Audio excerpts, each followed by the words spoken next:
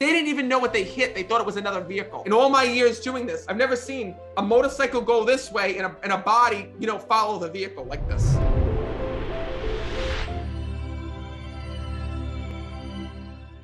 Hi, Nicole. How are you? Good. How are you? Good. Where are you guys from? We are in Phoenix, Arizona. I do gotta tell you, there's a soul that's here that I felt passed in a hit and run. No one that I know of. I see somebody dying in the streets here that are connected to you. Brian, that's Dustin's brother. Oh, my son-in-law's brother. Who's here with you? So I have my mom and then my oldest daughter. He says to me, I was killed, and I see a car hitting him and dragging him. That's how he had died.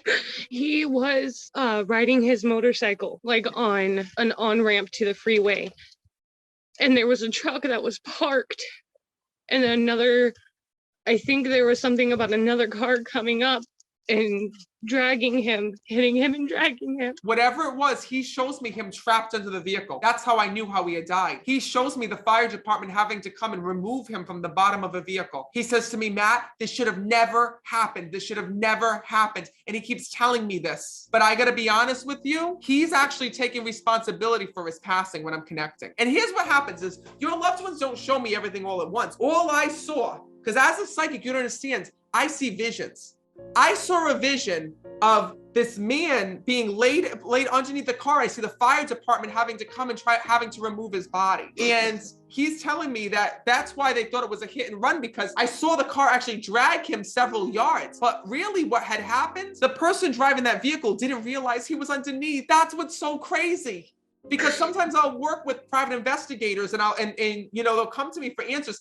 That person driving the vehicle had no idea that he was underneath the car. They didn't even know what they hit. They thought it was another vehicle. In all my years doing this, I've never seen a motorcycle go this way and a body, follow the vehicle like this. So know that one of the things that he's acknowledging is, Matt, I need to give my brother answers. Because here's what happens. This is why some people think, and this is why I always say I have to go with the souls that come through, because even though your fiance is not here, his brother will use a way to reach you, knowing that you'll go home tonight and tell him. I know that he's been poking around. I knew it. Ooh. Listen, this is what I love. I don't love that he passed, but I love when all of a sudden people are like, I knew it. I felt him. I had this gut feeling. Well, listen, don't you know that your gut feeling is your loved ones talking to you? And even though, he's not by blood to you, he's using you as a way to reach his brother, because his brother would never come to a psychic medium. His brother would never come to something like this. Oh my gosh. So he's using you as a way to connect with him, because I gotta be honest with you, the way that he died was this. He shows me that he was swerving in and out of traffic before he had died. Here's what the other side will show me. They'll show me something, a vision, and then they always back it up if they have information to show us something physical. And he shows me that there were eyewitnesses to what happened the day that he died. So when I say that there were eyewitnesses, there were people who saw that he was swerving. And that's what had happened. Do you understand that? And that's why his brother is so upset, because his brother felt like he never got justice over his passing. He felt, well, somebody hit my brother. Somebody should be going to jail. Somebody should be getting tried. When really, it was a weird traffic situation, and his brother was swerving in and out of traffic and caused his own passing, because he's taking responsibility and saying, Matt, I shouldn't have done this. I shouldn't have done this. I was too confident. And he's acknowledging that. So know that it's his way of bringing that through. And he says, I want my brother to know that it's okay for him to live his life, because your loved ones see the pain that you're going through and the pain of the loved ones they've left behind. And he shows me about the way that your fiance keeps thinking, my brother was murdered. This isn't right. Do you understand that? And it's okay for him to live again. Now, do you two already have kids here in this world? I do not. I've been trying for years, and I ended up having a miscarriage. Okay. But they have that son But I together. do have, Dustin does have a son. I want to tell you this. I have a message here. First of all, I have to let you know that he is watching over that stepson here in this world, because I see that, because they were very close. So before you came into the picture, before you were with his brother, they both were trying to raise that boy, because I see that, because they lived together at that time, because he's telling me. So know that, first of all, that he wants to let the boy, because he keeps calling him the boy, let him know that he's there. And also, can I tell you everything? Is it okay to get personal? Can I get really personal? He's telling me that you're afraid of trying again for a child. because you're afraid of being disappointed. But I got to tell you something, okay?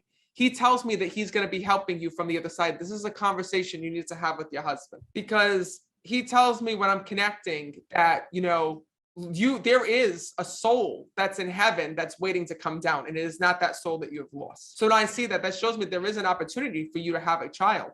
So he's saying that, you know, this is something that you're afraid to talk about. This is something that you're afraid to do because you feel like you keep getting your hopes up. But he's saying, you know, don't give up on that dream. Don't give up on that dream.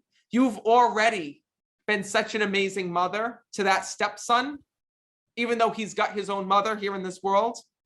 You've still been an amazing mom to him. So don't give up on that dream. Know that he's watching over you the same way that he's still watching over his brother as well. Oh, I never met Brian, but I am currently with his brother living in their childhood home. That's crazy. I look down the hallway, and even though I've never seen the man before while he was on this planet, but I would see him, and it's just crazy to me. Like, I'm not crazy.